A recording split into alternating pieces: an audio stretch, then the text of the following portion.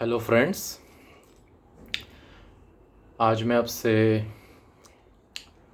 शंख चूड़ी या शंख पोड़ा इस पे मैं कुछ बातें बताऊंगा आपको। आपने सुना भी होगा शंख चूड़ी के बारे में। स्पेशली आप जो बंगाली विमेंस होते हैं, ख़ासकर जब आप कोलकाता साइड जाओगे तो वहाँ पे जो मैरिड जो विमेंस होती है, जो औरतें होती है, वो शंखों से बनाए गए जो चूड़ियाँ होती है उसे पहनते हैं।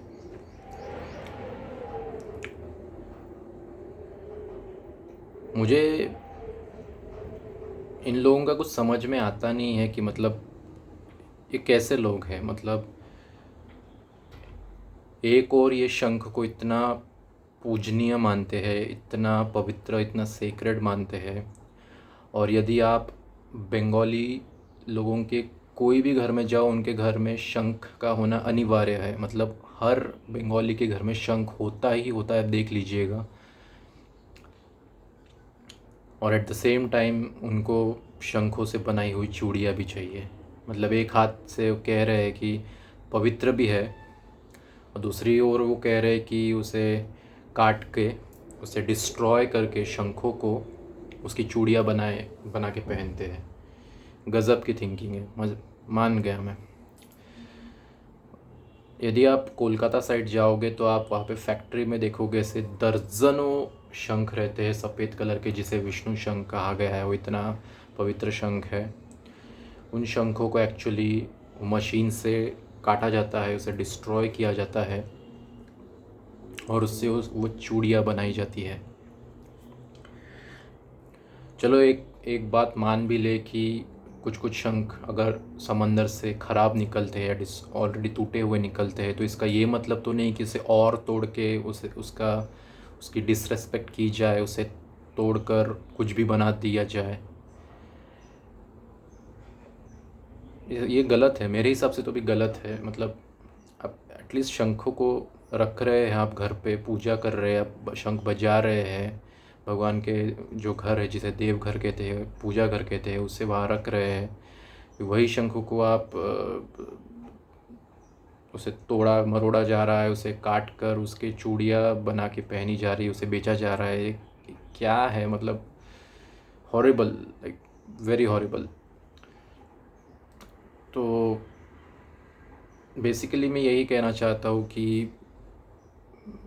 ये अवॉइड करना चाहिए। मतलब मैं सिर्फ सजेशन दे रहा हूँ कि ये अगर ये शंख चूड़ी का जो बिज़नेस है या जो बेचते हैं, ये अगर, या प्रॉबली मैं कहूँ जो ये लोग फैक्ट्रीज़ में जो एक चलता है, ये जो शंखों को तोड़कर उसे काट कर बनाने का जो सिलसिला है, यदि ये रुक गया तो बहुत अच्छा हो जाएगा।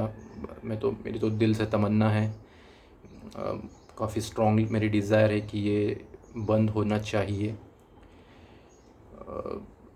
जैसे शंख है उसे वैसे ही रहने दे। यदि वो डैमेज होता है तो उसे जस्ट नदी में बहा कर उसे, या उसे विसर्जन कर दिया जाए। ये बहुत अच्छा तरीका है। जस्ट उसे वैसे ही रहने दे, उसे और तोड़कर उसका ये मत कीजिए, मतलब एक गलत आइडेंटिटी मत प्रस्तुत कीजिए सामने।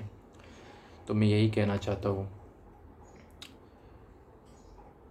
अभी मैं अपनी बात कर लूँ तो मेरा पर्सनल शंख, पांचजन्य शंख मेरे पास है।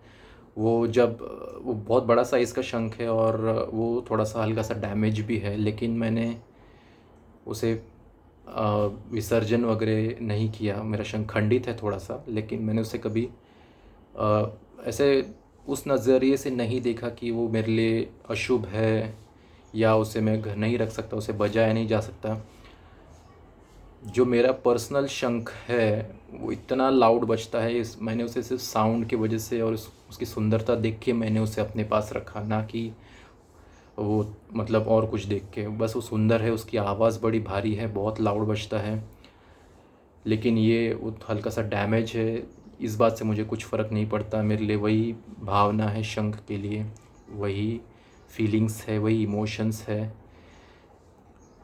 और मैंने अपने पिछले वीडियो में भी कहा था कि अगर शंख खंडित हो जाता है तो उसे उसकी डिसरेस्पेक्ट मत कीजिए, उसका अनादर मत कीजिए।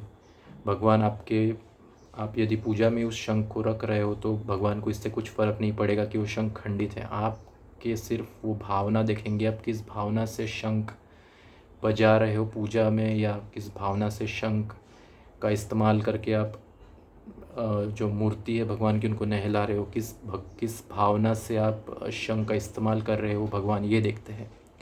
ना कि खंडित है, ना अच्छा है, पॉलिश्ड है, अनपॉलिश्ड है, थोड़ा सा डैमेज है, छोटे छोटे छेद है, ये उनसे कुछ फ़र्क नहीं पड़ता भगवान को। आपकी भावना इम्पोर्टेंट होती है। तो बस आज का टॉपिक यही था कि जो शंख चूड़ियाँ है, ये इसके बारे में देख के मुझे कतई थोड़ा सा दुख हुआ था, लेकिन कोई इस बात पे बात करता नहीं है बस। और बहुत से जो फीमेल्स हैं उनको ये बहुत पसंद होती है, लेकिन थोड़ा सा प्लीज़ सोचिए कि आपको चूड़ियाँ ही चाहिए तो आप कोई नॉर्मल चूड़ियाँ भी पहन सकते हो, लेकिन शंख जैसे पवित्र चीज़ की चूड़ियाँ क्यों? ये आप खुद से सवाल पूछिएगा, यदि आप सच में शंख को पवित्र या भगवान की वस्तु मानते हैं तो यही था आज का टॉपिक। आज का वीडियो शंख चूड़ी या शंख पोड़ा पे मैंने अपनी कुछ डिसएग्रीमेंट्स बताए। आई होप ये वीडियो देख के आप भी कुछ ऐसा ही सोचते हो। तो मिलते हैं अगले वीडियो में एक नए टॉपिक के साथ। Thank you so much and जय श्री कृष्णा।